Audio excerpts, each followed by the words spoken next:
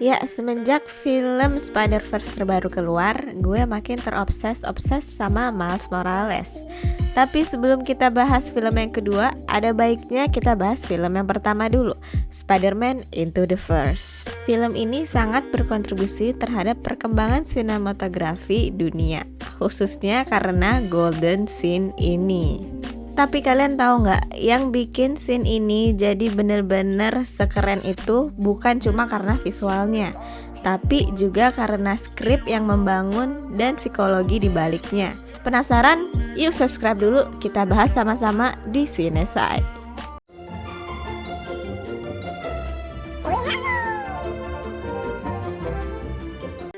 Film Spider-Man Into the Spider-Verse adalah film pertama yang mengenalkan kita kepada Spider-Man selain Peter Parker, dan Peter Parker. Namun di film ini jargonnya masih sama. From great power comes great responsibility. Tapi kalau di film ini emang lebih cocoknya from great power comes great expectations.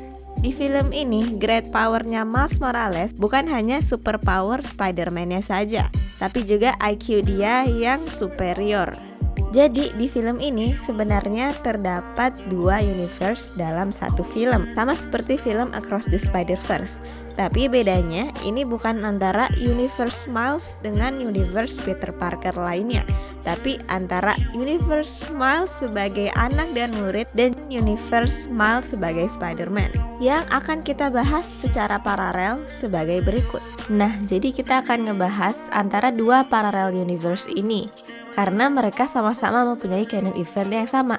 Yang pertama adalah momen ketika Spider-Man dan Miles Morales sama-sama gifted dengan power yang lebih kuat, yang tiba-tiba membuat mereka jadi harus mendapat tanggung jawab dan ekspektasi yang sebenarnya mereka tidak inginkan, tapi mereka tidak punya pilihan lain. I'm only here because I won that stupid lottery. No way. You passed the entry test just like everybody else, okay?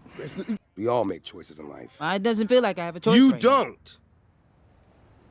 I thought I was the only one. You're like me. I don't want to be. I don't think you have a choice, kiddo. Nah, disinilah ekspektasi terhadap Miles Morales makin menumpuk ketika dia akhirnya masuk ke sekolah elit untuk memaksimalkan potensi dia yang ber-IQ tinggi, dan juga ia harus menjadi Spider-Man yang menggantikan Peter Parker. But in our own way, we are all Spider-Man. And we're all counting on you. They're counting on me. Probably not you specifically. Nah, karena ini channel tentang psikologi juga, jadi ayo kita bahas tentang psikologi dibalik ekspektasi. Gue nemu artikel dari Shona Waters pada tahun 2022 tentang dampak dari ekspektasi yang sangat tinggi terhadap seseorang. Yang pertama ada overachievement, yaitu adalah ketika seseorang jadi sangat-sangat ambis. Tapi apakah itu sesuatu yang baik? Sayangnya bukan, karena di sini artinya adalah seseorang dapat menjadi sangat overachieving sampai akhirnya dia merasakan gejala atelofobia, yaitu adalah ketakutan akan imperfections karena akan mengecewakan orang lain. Dia tahu nih orang-orang berekspektasi yang sangat tinggi terhadap dia, dan dia gak mau mengecewakan mereka dan akhirnya nge-push diri sendiri untuk bisa memenuhi ekspektasi orang lain. Hal ini juga dapat terjadi karena dia memiliki self-esteem yang rendah. Jadi sumber harga diri dia tuh ada dari validasi orang lain. Makanya dia senang untuk bisa memenuhi ekspektasi orang lain. Nah, tapi akibatnya dia jadi over self-criticize diri dia sendiri, sampai akhirnya stres sendiri, muncullah diabetes, dan mungkin bisa sampai ada serangan jantung. Itu worst case senarionya. Nah, dampak yang kedua ada di other end of the spectrum, yaitu adalah underachievement. Nah, orang-orang yang underachievement cenderung dianggap pemalas, tapi sebenarnya dia sengaja loh kayak gitu. Nah, kalau underachievement ini bisa mengakibatkan gejala etaikiphobia, yaitu adalah ketakutan untuk gagal.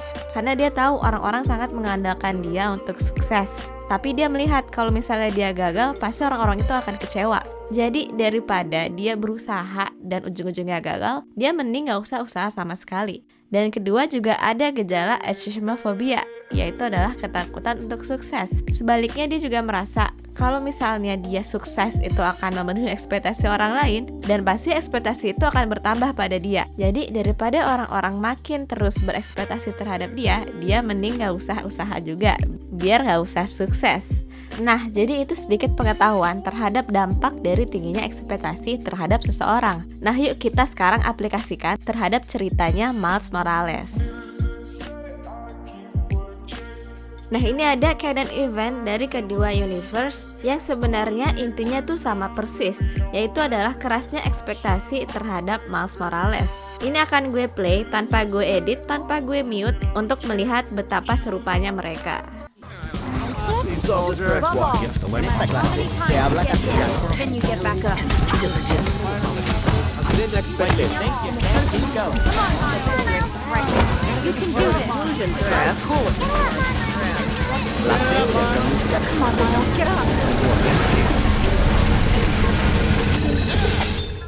Nah, setelah kita belajar kedua dampak dari ekspektasi tadi, kita jadi bisa lihat universe mana yang memiliki dampak yang mana. Ya, universe academic Miles membuat Miles menjadi underachievement. Dia sengaja biar dia dikeluarin dari sekolah tersebut dan dia pengen sekolah biasa-biasa aja.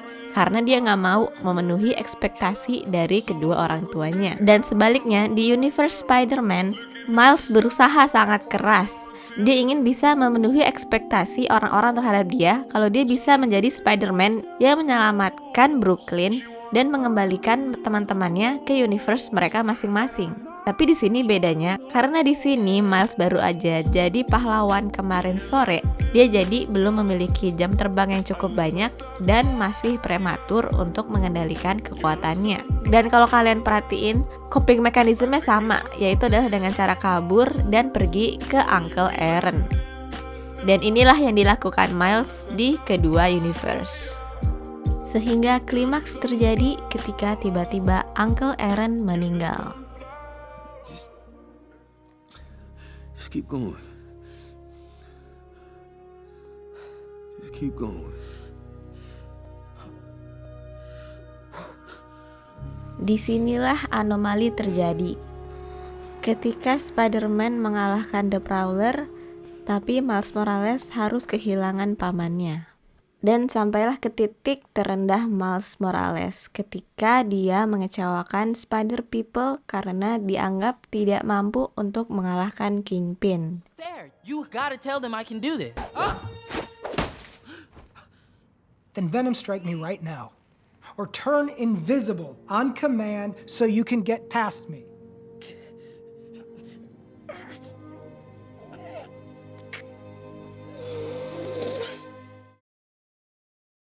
Nah, tapi turning point terjadi ketika papanya menghampiri Miles setelah Uncle Aaron meninggal. Di sana papanya melepaskan semua ekspektasi terhadap Miles, semua tanggung jawab bahwa Miles harus menjadi yang terbaik karena dia memiliki kemampuan yang sangat superior. I see this spark in you. It's amazing. It's why I push you, but it's yours. Whatever you choose to do with it, you'll be great.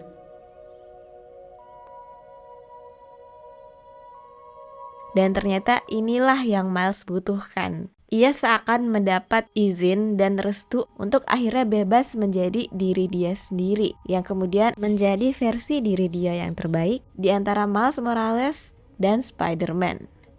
Sampai akhirnya terjadilah golden scene kita. When do I know I'm Spider-Man? You won't. That's all it is, Miles. A leap of faith. Like, what's up, danger? Like, what's up, danger?